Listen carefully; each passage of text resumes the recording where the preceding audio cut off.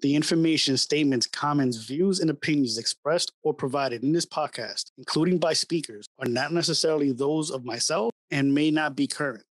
The Lost Ones Masonic Podcast does not make any representation or warranty as to the accuracy or completeness of any of the information, statements, comments, views, or opinions contained in this podcast, and any liability therefore, including in respect of direct, indirect, or consequential loss or damage of any kind whatsoever, is expressly disclaimed.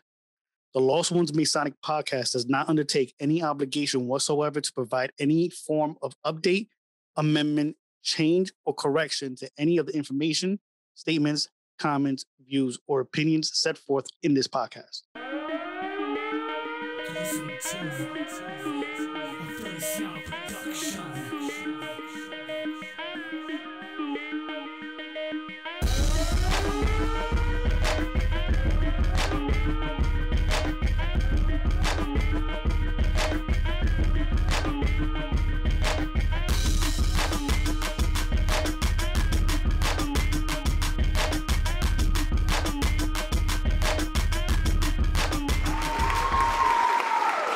All right, everybody, welcome to the Lost Ones Masonic Podcast. I am your host, Brother Joshua Feliciano. I hail from St. James Lodge, number 114, based out of the most worshipful Prince Hall Grand Lodge of the state of New York. Today, I have with me a test run for a co-host, and I want all of y'all to leave a comment on how he's doing today. I give you Brother Brandon Williams from George Washington Carver, Lodge number 95, based out of here, the most worshipful Prince Hall Grand Lodge in New York. I'm going to give a quick disclaimer. The views and opinions expressed on this podcast do not necessarily reflect any views and opinions of any Masonic body in which myself, my co-host, or my speaker is a member of. Real quick, we got episode number 3 right here in front of us. And today we're talking about PHO versus PHO. I don't know how to finagle that, but my guest speaker today is someone who has been doing research on this whole situation, because just trying to uncover, because we have a lot of lies and situations going on. And I asked him to be on here because of the fact that he uncovered a lot of stuff. And he's really been going in depth in the situation. Brother Doug Evans, can you please introduce yourself, your lodge, and where you're from? Brother Josh, thank you, my brother. My name is Doug Evans. I was raised in W.C. Thomas Lodge number 112 here in Atlanta, Georgia. We're maintained by the worship master Lamar Jackson. Now, we're in the great state of Georgia, where the Honorable Corey Shackelford Sr. is our Grand Master. And like you said, Brother Josh, nothing that I say speaks on behalf of W.C. Thomas Lodge or the most worshipful Prince Hall Grand Lodge of Georgia or my district number 3 East in Atlanta. There you go. So quick rundown. Anybody who doesn't know about the National Grand Lodge, I have a lecture on the playlists where you guys can go and view. The only error in that was the date for the most worshipful Prince Hall Grand Lodge of DC. I got it mixed up. They started talking in the year that I mentioned. You can look at the description. The correction is in the description if you guys really want to know. That video in that lecture is actually supported by documents and to support my opinion on the situation. I say opinion because everybody has an opinion. So if any, we're not going to go down the whole history, because that's a whole another video within itself. I think I spent 45 minutes talking about it before, not doing it again. But there is a current situation where the National Grand Lodge is split. PHO has gone literally split in half, and a lot of its members don't know what's going on. A lot of its members are sitting here confused, and it's not fair. It's not right. I don't feel that they should be going through that. I feel that if you're paying your money to an organization and something like this happens, there should be transparency on the situation. We don't know who's telling the truth. We have 2 different sides talking, and we're just letting you base your opinion on what you want. But just understand that when it's all said and done, we want you guys to be happy wherever you are, whether clandestine, irregular, or regular. You need to understand that you shouldn't be going through this. And in PHA, we don't go through this. And I'll explain further later on when it comes to the United Supreme Council, because I know people like to use that as an example. And they use it as an example to try to justify unmasonic behavior. So we'll get to that later. But Doug, I really want to start with the question, how did this all start? Like, seriously, where did this come from? And how? Well, you up in New York, we got some of the most beautiful women down here in Atlanta. And I always joke, Josh, that Atlanta is a hotbed for bogus, irregular, and clandestine Freemasonry, because we all want to be in one place trying to impress these women. Listen, nobody's beating New York right now. I'm telling you. Well, okay, I give you that. Now, my wife's from Maryland. Maryland give y'all a run for their money too. Wow. But I just think, I was fortunate enough to run in circles with people like Ezekiel Bay and David Gray and Ralph McNeil when I was a young. Which shout out to Ralph McNeil, who's been going in depth in this situation as well. Oh, yeah, he's been going hard as well. Yeah, he's kind of a monster, and we go back and forth in the inbox about it. And as a young college student, Josh, I remember I was so zealous, man. I was so wild with it. And when I got into the Philaxis Society, it kind of lit a fire under me. And I found myself, I was trying to finish my last couple of years at Morehouse, and I didn't have financial aid. And so I went into the police department to help pay actually out of pocket. And being in the police department, it made me do things and move a little different. And so I started being a little more covert and obtaining a lot of information for the bogus commission in those days. And it brought me face to face quite often with Smooth Ashler Grand Lodge, which is the compact satellite here in Georgia. Right. And so I would like to say that I believe the start of what I see now as the split of the National Grand Lodge, I think a lot of it happened based on a split that happened within the compact here in Georgia. Mm-hmm. And I know I referenced some of that with reference to a lawsuit. Right. The court case that happened last year. Court case that happened. Or the year before. I think they finalized it in 2020. Right. I think it started in 2018, and Craig Mitchell was a very, very popular grandmaster there here in Georgia. And he butted heads with the leadership. One of the first things he asked them to do, lodges, bring in your warrants. And nobody knew where he was going with that. And then he started butting heads with the old sisters and anybody that. Why was he asking for charters? Well, there were theories told to me. I don't know. So allegedly, so this is all allegedly, right? Yeah, there were two theories. One theory was that he wanted to examine everybody's warrants, charters. Another theory was that he was actually thinking about bringing them over to PHA. And you got to understand, Josh, that there were so many lodges from the compact that had already defected. Right. Going back to the early 2000s. Which is truthfully and honestly in regular masonry is not really uncommon. Not really because, uncommon. I mean, here in New York, a good number of lodges that we have come from the other side. Right. So we've had international, we've had modern free members, John G. Jones, but the compact members have come in droves and they've brought whole lodges over. And so there have been splits and decimated numbers over there in Georgia for quite a while. But when they ousted Craig Mitchell, it really did a rift. It was the first actual split in many years there because he was so popular. He was such a good guy, people person. And he decided, they suspended him for 3 years. And then I believe someone in Georgia didn't want him, the threat of him even being around. Right. So they expelled him. And it was at that point where he took his toys and went and played somewhere else. Right. And he formed the United Grand Lodge of Georgia, but he gave them the letters, ancient, free, ancient, accepted York Masons. I don't know how many ancients was in there, but. But here's the thing now. I think it was AFAYM. Right. And I read the court case. Mm-hmm.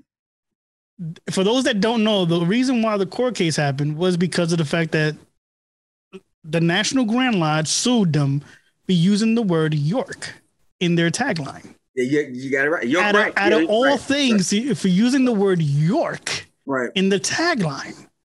Now, obviously, these guys did not do their research to understand that in Masonry, you can't sue for a name unless it's the exact name. So if they would have done research, I don't think they would have never even tried to even sue them.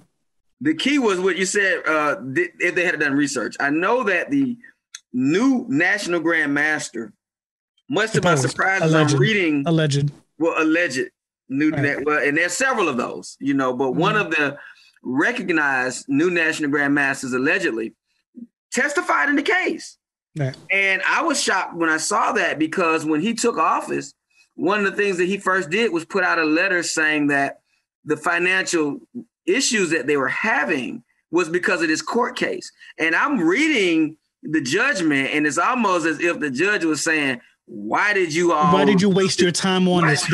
And that's exactly what it's like. So for those that don't know, the court case reads that they lost the case and they were trying to get the other side to pay for lawyer fees. But because they lost, they also ended up paying lawyer fees. Right. For the other. So not only did they lose the lawsuit, they paid for their lawyer fees, including the other lawyer fees. So it racked up to almost I want to say about $400,000. And they were almost on the hook for sanctions. The sanctions was basically the judge's ruling saying that you all did not even respond to the discovery and all of the things that their attorney, Craig Mitchell's attorneys, were responding to everything that the National Grand Lodge was asking, but the National Grand Lodge attorneys were derelict in responding. Mm-hmm. And so they were almost on the hook for extra sanction fees. And so you start a lawsuit based on the name York Rice, and you end up losing, paying for the other fees for the other attorneys and being sanctioned. So they, I believe, decided, they didn't go into why, but they decided not to hit them with those sanctions. So now I read that letter that you were talking about that Cedric Lewis had wrote. Mm-hmm. This letter, I'm going to pull it up over here right now. This letter talks about the $400,000, right? It talks about a cell phone. It talks about toll charges. Yeah. It talks about the landmarks.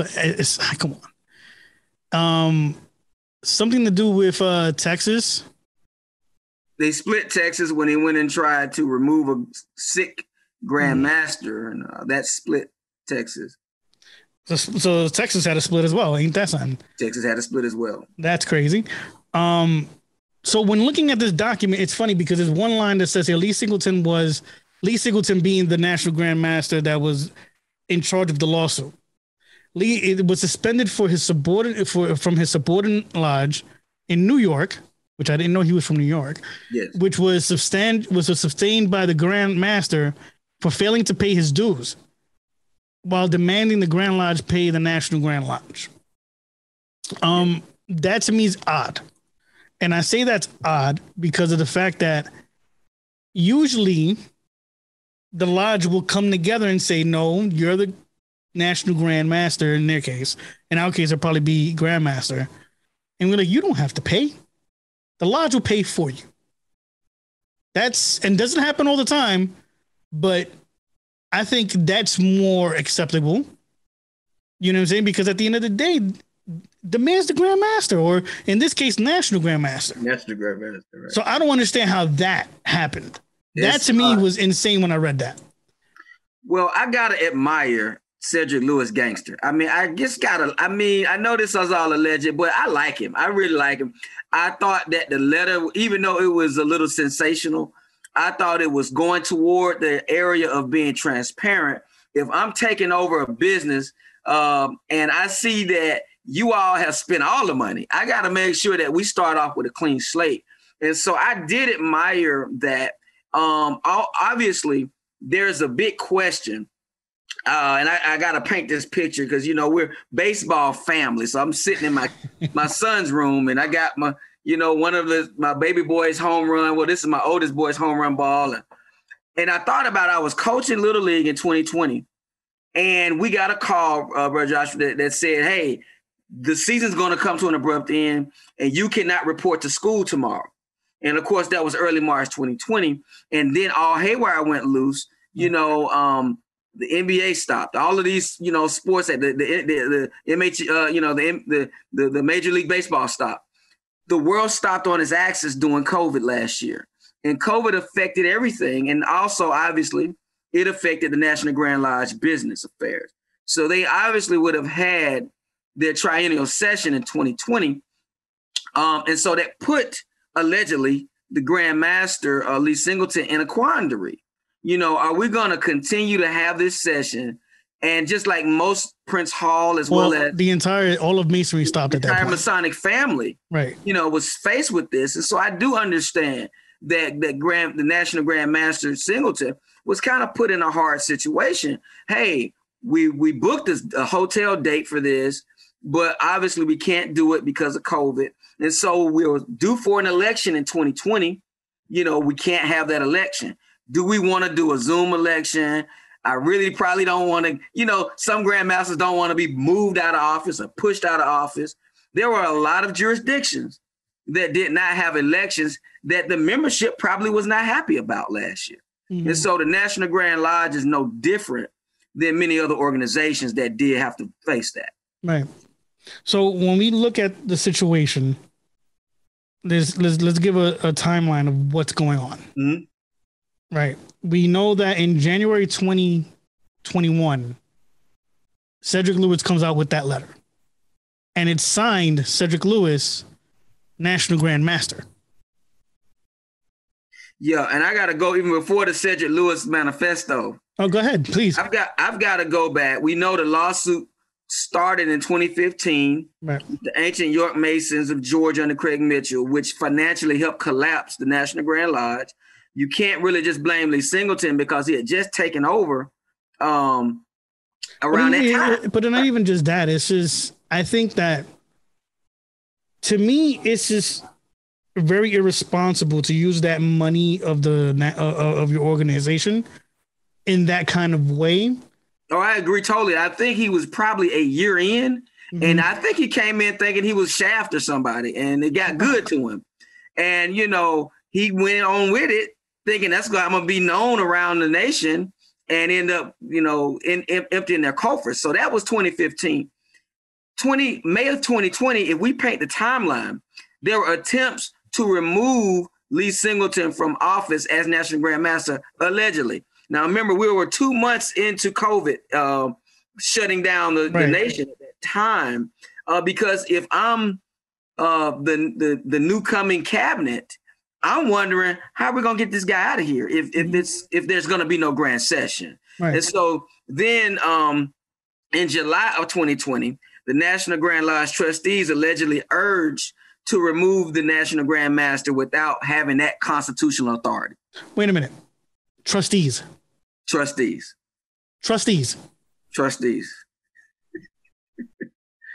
that don't know, trustees' responsibility is the building. Correct? Am I wrong? Well, I don't know if that's correct, Josh, in this setting, because I don't think they own any property. I don't think the National Grand Lodge owns anything. Brandon, what'd you say? Well, I was going to say the disclaimer, it depends on their constitution, because you might have trustees that are charged with other duties. So I know that for us, that's the case, but for other organizations, not just the National Grand Lodge, that may not be the case.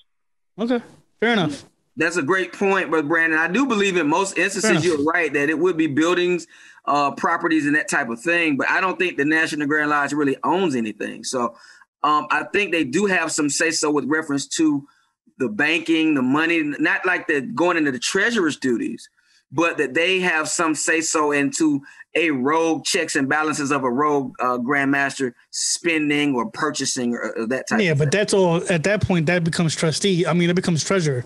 You would think that would become the treasurer, right? But then if you have a treasurer who's being puppeted, then you do. But you know what? That's also mentioned in that letter also. But let's keep going with the time. So that's July of 2020, because that would have been the time where the Grand Masters would have been able to exercise their delegate authority and vote for the new incoming National Grand Master. And so this is where you see them panicking in July. So now it brings us to October of 2020.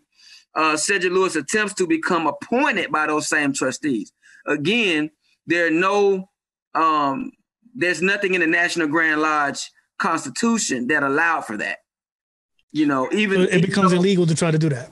It becomes illegal to try to do that. So you can make the case that I do understand that if I'm a member of the National Grand Lodge in some alternate universe, I would be saying, dang, they spent all our money. It's not even just that. This is William D. Matthews all over again. All over again, right? You know, drunk with power. But I do understand the National Grand Lodge members can't have it both ways.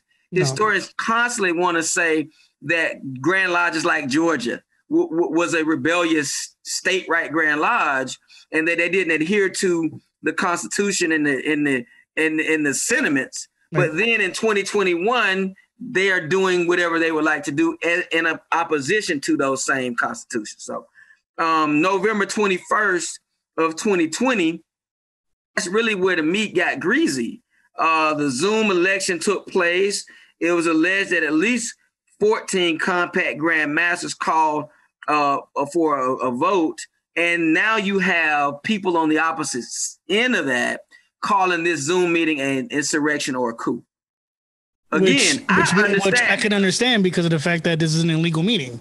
It's an illegal meeting. Right. So I can understand what they're trying to, I can understand that.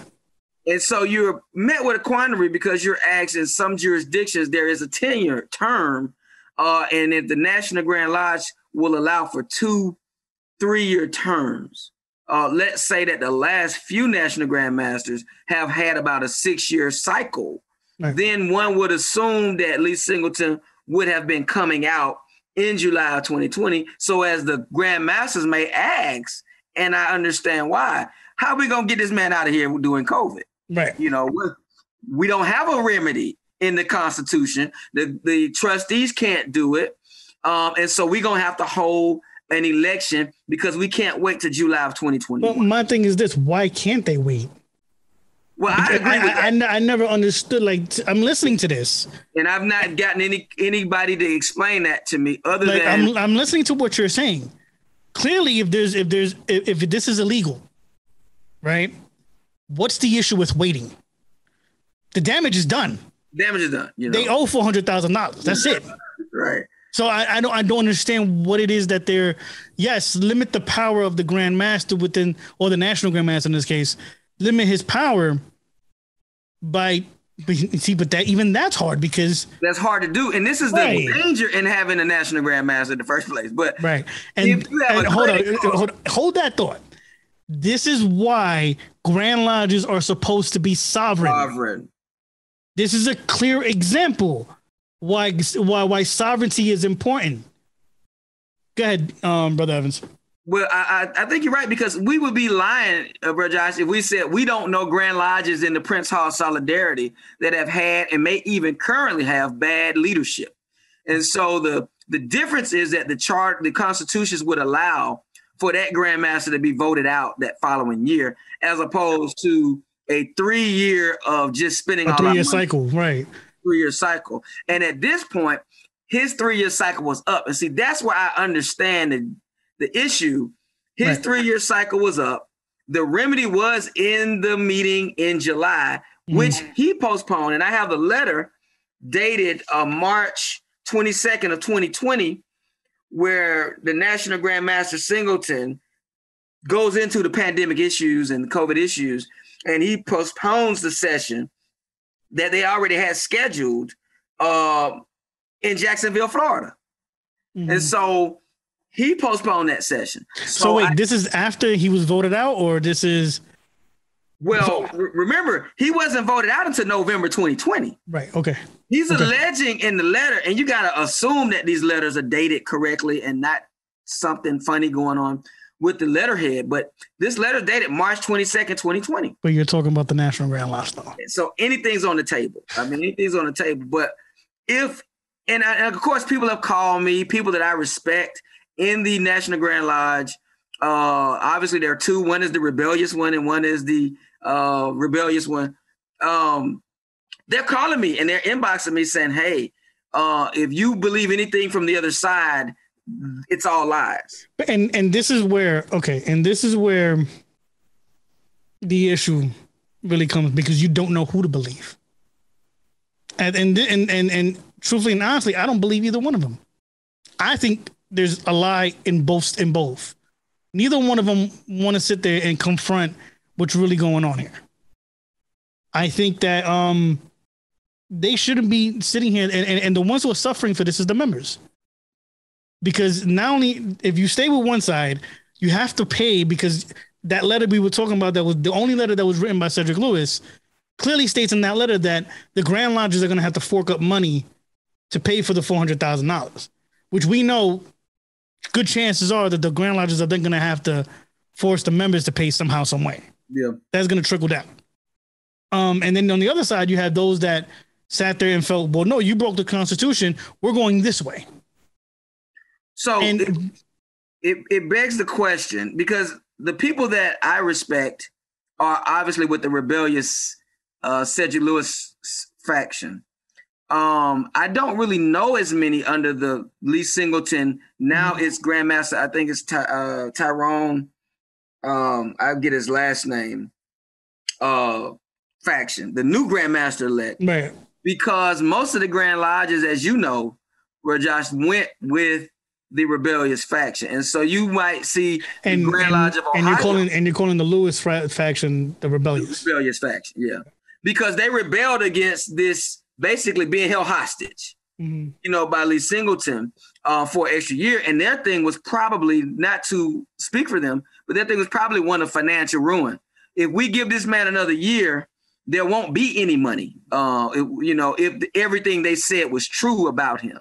So they felt the need to rebel against what I would say the Constitution, and to keep the National Grand Lodge going. They organized, for better lack of better terms, a coup via a Zoom election. But when you see the number of Grand Lodges, they are saying about 14 Grand Masters, and the only Grand Master that I can find right now, maybe one or two, that's rolling with the Singleton faction. It begs the question, what was so bad about the other leadership that they were willing to go that deep and everyone rebel against the Lee Singleton faction? So, yeah, they might have violated the constitutions.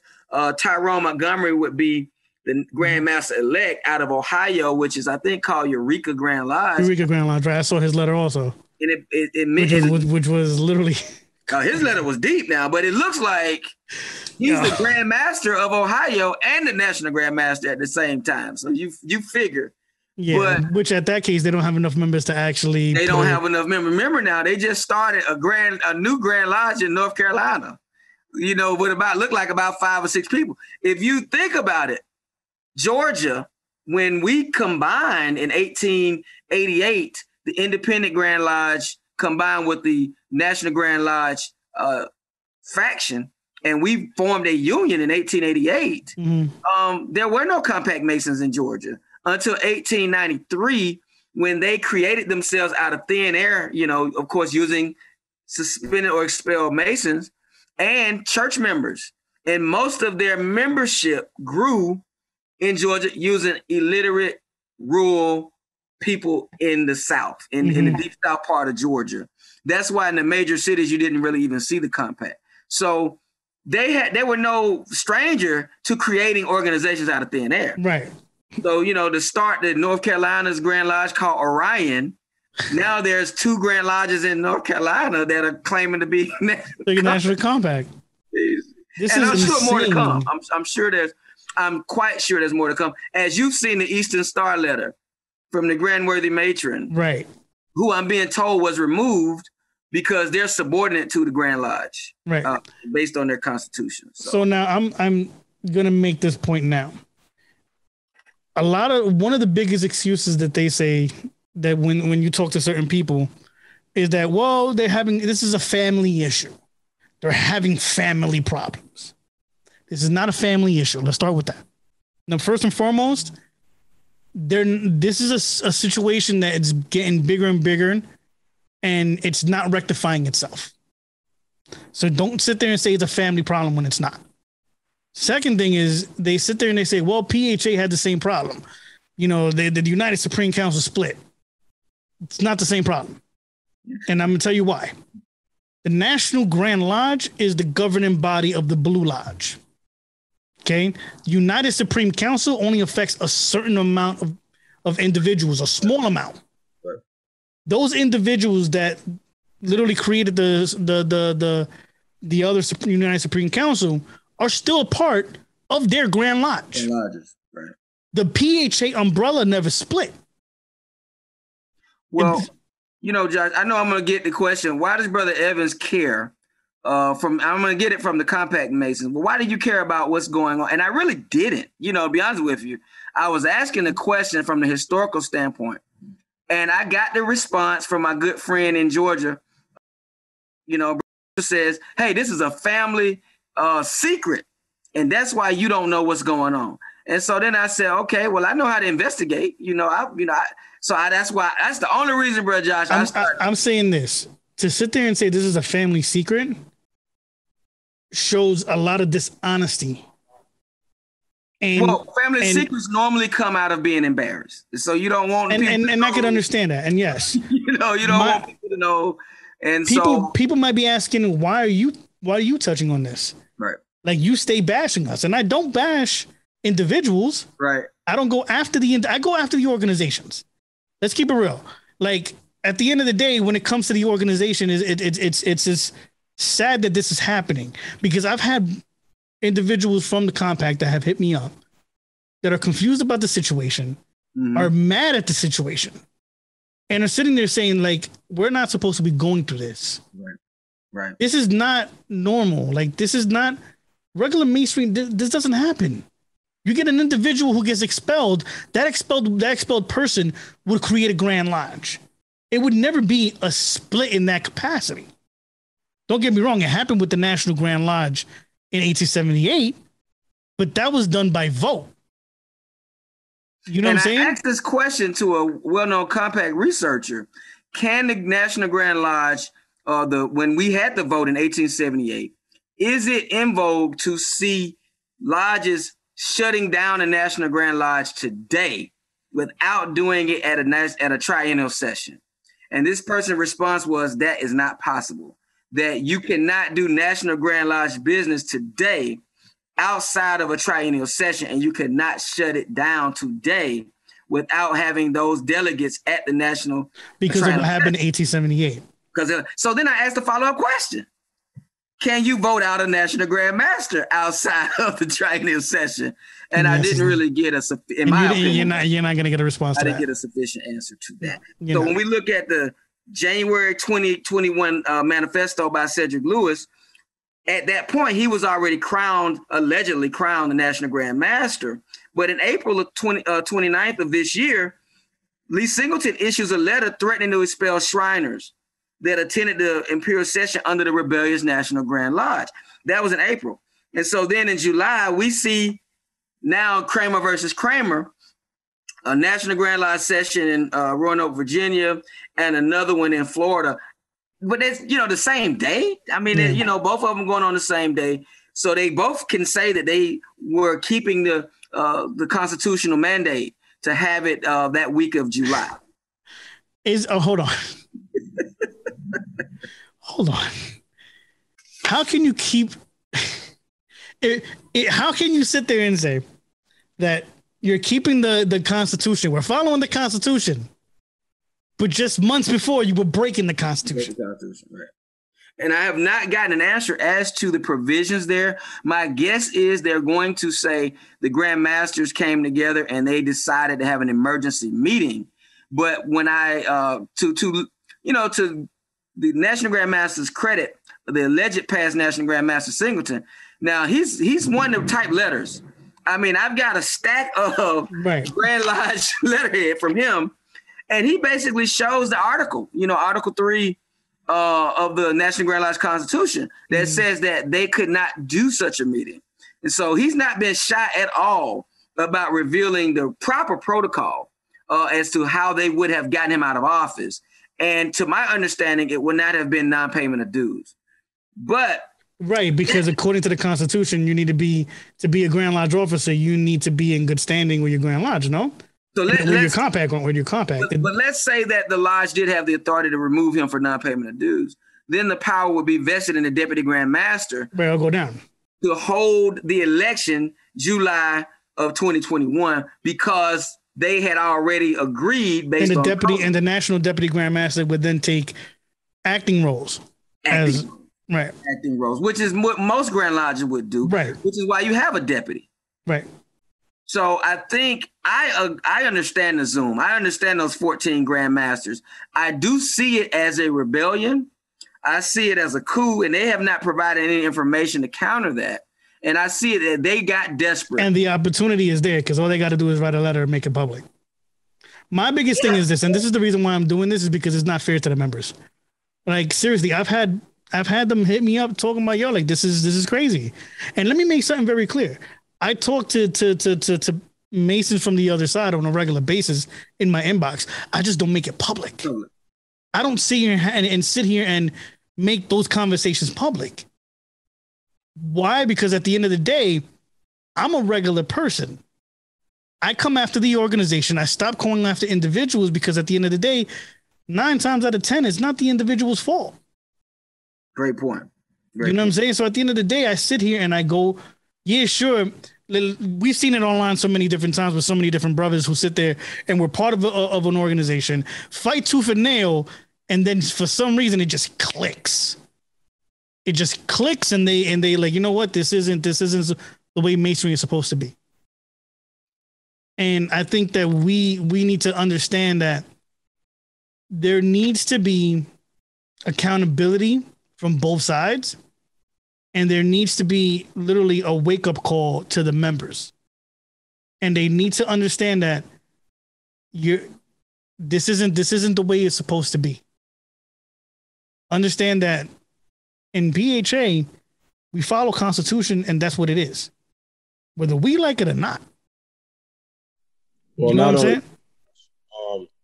I think another point too is most organizations that have constituents abide by their constitutions, statutes and general guidelines and regulations.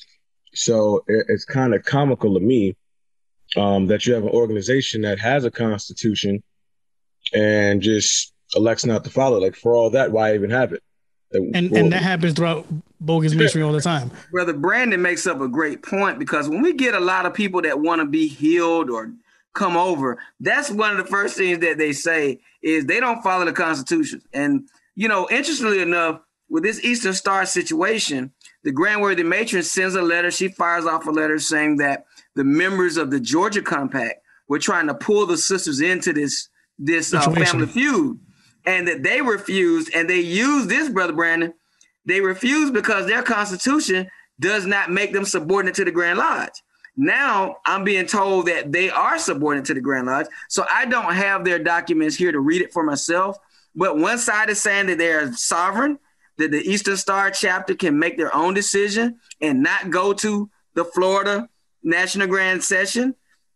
And the Compact Masons in Georgia saying, no, we removed that Grand Worthy Matron. She's subordinate to us.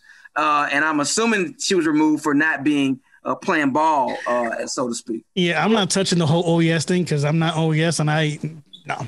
It's like just like I will not touch worms. Yeah, just like I will not touch Shrine because I'm not a Shriner. So it's like you would never hear me talk about that. I'm not a member of the OES, but I will say from being a member of organizations and being a dues paying member at that, a constituent participating in events, so on and so forth, paying my money and my time. I will say this, words matter, right? So I'm a philosophy major, aspiring attorney. Words matter, right? So just because your Constitution says that I'm subordinate to you doesn't mean that mine does. And, like I said, I haven't seen the document. Right. But I don't abide by your Constitution. That's pretty much what the Grand Worthy Matron said, just in a nutshell. Don't get me wrong, right? I can argue both sides, right? I have the affinity for it, but at the end of the day, like the bylaws of my lodge are what I stick by. I'm not concerned about what St. James is doing. No, in that case, yes. In that case, yes. You know what I'm but saying? Don't forget that. But you can't forget also that the Grand Lodge Constitution supersedes the bylaws.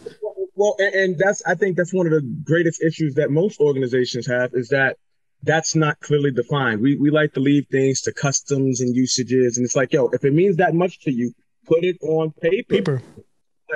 No one can have any loopholes or wiggle room to say, argue the latter. You put it on paper if it means that much to you. This way, you don't give anyone any buffer room to make a counter argument. And that's the issue that we have, not just with, dues or elections, just in general, the general concept. Put it in black and white so it's not an issue. So this is why, Brother Josh, I posed a question on a couple of the mainstream sites, reference to jurisprudence, and that can a illegal election basically produce a lawful presiding officer? Absolutely not. No, I don't think so. And I'm going to tell you why. Because that it's the same situation with William D. Matthews. He held his meeting in 1880. We got the letter from SVB Cardi, but we don't acknowledge that because of the fact that it was an illegal meeting. Furthermore, we don't have minutes to prove that it actually went down the way they say it went down. And what's funny, when you bring up Matthews, it makes me think about this whole thing about you're fired. Well, I already quit, right? So, and I'm looking at this whole thing with alleged National Grandmaster Singleton firing Cedric Lewis, because I understand now he's suspended. Right, according to that letter, right, and I saw that. According to that letter, he says it at the end of the letter where, hold on, I can't even pull it up right now. But he says it at the end of the letter that he suspends him. Right. Or he expels. No, he permanently expels him. So and I'm sitting here, and mind you, he didn't use the word expel. I'm sure. I'm like, Right. But if you look at that letter and he says that, I'm sitting here like, how do you have the authority to do so? Like, how is it that it's okay for you to do that? It should be the last point if you're reading that letter. And I have the October 2020 letter where he mentions him and his next in line, Mr. Sable. So, this goes back to 2020. A lot of this didn't just pop off in 2021. So it begs the question, even if we accept the alleged National Grandmaster being Brother Cedric Lewis, as I think the majority of the members have, the question will be, if it ever went to court, whether proceedings legal and lawful and held it would never based go to on court. the constitutions. It would never go to court because of the fact that they can't even afford it right now. Let me tell you something. They could go to the Judge Mathis or they are shook right now. They still owe $400,000. They are not going to court. It's not happening. They could do like the People's Court or something like on TV or something. But I'm thinking this. I think in a utopic world, that they will come together maybe before next session's held. They'll merge the two and have one National Grand Lodge for the betterment of the members. Even though I'm gonna tell you this, I do not agree with the National Grand Lodge being in existence because of the fact that, in my opinion, they shouldn't be. Right. But these are people we're talking about. These are people who pay their dues. These are people who pay to be a part of something bigger than themselves. Whether they are clandestine, regular, whatever the case may be. They should not be going through this. So for the people, they need to figure out what they need, what they're doing. Because if not, those people are better off joining a regular jurisdiction. And that's it. I think that the issue will be, and this is why you may be right, they may not merge in the next year or so, but there are alleged lies told on both sides. One side is saying that you can't believe anything they're saying. The other side is saying that they stole it. It was an insurrection. It was a coup. And so one side took it by might. The other side is lying about the fact that they were able to take it. So my question is, which side owes the $400,000? That's a great question. They're both calling themselves the same exact name, aren't they not? They're both taking the same lineage. Yeah. Who's paying that money? Well, one side claims to have some warrant. I don't know where the warrant came from or who wrote it, but I don't think it's a warrant. I think it's a state charter. Well, that would because at the end of the day, they are legally a nonprofit. That would be the side, I'm assuming, under the one that was under Cedric Lewis. Well, Lewis would have taken it. So I don't know how he would have I gotten see what you're saying. I see what you're saying. I don't know how he would have gotten access to that. I don't even know how he would have been able to take it if that's the case. He wouldn't. They wouldn't. They would have to refile something, I'm guessing. But at any rate, right now, he looks to be the person that has the authority of the National Grand Master, allegedly. However, how he got there is, I think, the cause of much dissension. I think that this is Brandon. Any thoughts? I mean, I don't have a dog in the fight, right? So I mean, what do I know? What do I care? But I will say this, just a few points. One, I definitely concur with you. For the sake of your members, y'all need to figure it out or not. And if you're not going to figure out, just let your members know that so that they can. There needs to be some transparency. Go about their business. And then once again, when you start talking about who owes who what, it's like, well, technically, I mean, if you want to really break it down to the nucleus and the eaches, you're just two halves of the same whole. So the money, I'm thinking it's like, well, it's no different than siblings. Like, y'all live in the same house. So, but as members as Masons, and this is where the issue is, if you're still two halves of the same whole, who is your National Grand Master? Who's the one that you report to? See, This is where the issue becomes. And like I said, for me, it's hard. It's really hard to offer opinion thoroughly without being privy to, their constitution, right. As it pertains to the National Grand Lodge. I don't know if that's an election or if he's appointed from the constituents or the collective of the National Grand Masters. So it's hard to, pinpoint where the point of friction is. But like I said, to your point, there definitely needs to be some transparency, and then you have to just kind of find a solution. And unfortunately, everybody can't go, right? We're not all going to agree. We're all men. We're all men first. We're all paying our money and time, right, wrong, or indifferent, recognized or not. We're all paying our time and our money to, to partake in this organization. So, you would think a half decent man would say, you know what, for the sake of the constituencies or the majority even, let's figure this out in an expedient manner. And this is bigger than that. This has gone to a whole nother level. Yeah, it's bigger than that, because if you look at it, it sounds like to me, I'm going to be completely honest. It sounds like to me the Lewis side of things is really, really upset that they have to pay $400,000. Which is probably the case, right? Because let's call a spade, right? The majority of issues that we see anywhere, whether it's personal, business, corporate, is all money related. Dollar bill, right? So as long as the money's good, no one cares. I guarantee you, if there was no court fee or it was less than 10,000, who cares, right? Because it's small money. We talking about close to $500,000. It's now it's a point of friction. It's like, well, who's going to break it off? It's like the plaintiff or the defendant. If I was the judge, I'd be a prick about it and say, you know what, y'all need to figure it out. And there's also, and let me also mention, there's also allegations of misappropriation of funds amongst Cedric Lewis. I'm not Lewis. Singleton. There's also that, because apparently there's some situation with the Bahamas that they haven't paid up. There's a situation with a credit card being spent past his limit. And it's really, to be completely honest, and the guy, like I said, these are all allegations. Of course, right? And I'll preface with this, right? I wasn't there. I don't know. Right? That's just how I feel.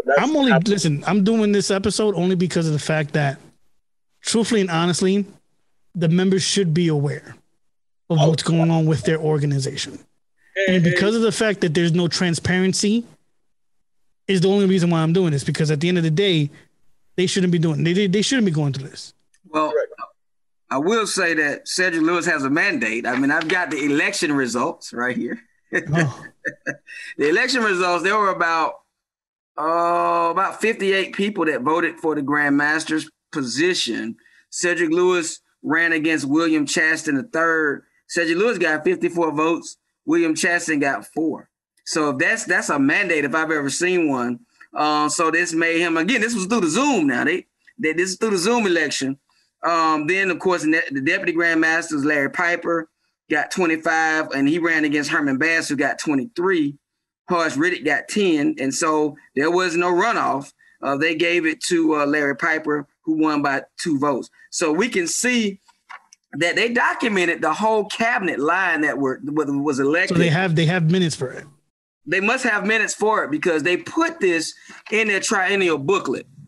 So, this, of course, happened in November, but they documented what they did. So, nobody can actually say it was in secret. Obviously, you may not agree with it if you're on the other side of it. Because, but they documented because there's illegal activity going on. Illegal activity, Right. How would you feel as a worship master, bro, Brandon, if you came to your meeting, they didn't change the locks, man, and they have an election while you sitting in the parking lot, right? And you have been voted out, So I get it. But here's on the other side of things. Oh, yeah. Now I'm going to play devil's advocate here. If you want to get technical on the Constitution, his term was up. His term was up, yeah. That's it. Yeah. Well, and once again, if I may interject, to your point, I don't know how the Constitution's written, right? So it might be 3-year terms, right? But that's not capped. So he can have several 3-year terms concurrently or not. I don't know. So I believe what Brandon is 2. But the interesting point that Josh raises is, when is a worship master a past master? He's a past master typically. That's a fun one. He's typically a past master, not because he got a degree. He's typically a past master because he has installed his successor. And that is the way that I was interpreting the National Grand Lodge Constitution, that terminology was also used, that the outgoing National Grand Master has to install his successor. So even if Singleton's term is up, he would be the person typically to, I'm going to nominate Cedric Lewis, or I'm going to nominate, and then he's going to be there to install that person. And then that did not happen. Yeah, I mean, now to answer your question, Brother Evans, once again, it's hard for me to answer this question without the Constitution in mind, because my lodge ain't going to open without the master being present unless that's already been prearranged. Not saying it can't be done. No, senior water can open. Senior water can open. The only way that lodge cannot open if there's no senior water, no junior water to follow up. That's why I said words matter. I didn't say that it couldn't happen. I said it wouldn't happen. Mm-hmm. Right. In my lodge, I can't speak for anyone else's. Right. And once again, you mean customary? They'll sit there and I see what you're saying. Typically, if the master needs one of the wardens to open, that's already planned. That's pre-established. That's a conversation between the wardens and right. No, that I understand. There's just transparency there. That I get. Now that goes without saying. I was, like I said, I was previously a member of a lodge, the most Principal Grand Lodge of Alaska, where the Constitution is written differently. In Alaska's Constitution, a past master can open a lodge. So, whereas in New York, that's not the case. So, that's interesting. Again, it depends on where you are and the circumstances, because as it stands present day, it would. I know in New York it wouldn't happen. I know we tried getting a hold of that Constitution and we couldn't get a hold of it for some reason. I wonder why. I wonder why. I mean, but we can find all these other constitutions, but we can't find the current one. Yeah, of course, right? And that goes without saying. To answer the question, I'd probably be upset, but on the flip side, I wouldn't care that much. You know why? Because when it's all said and done, I'm spending my time and my money.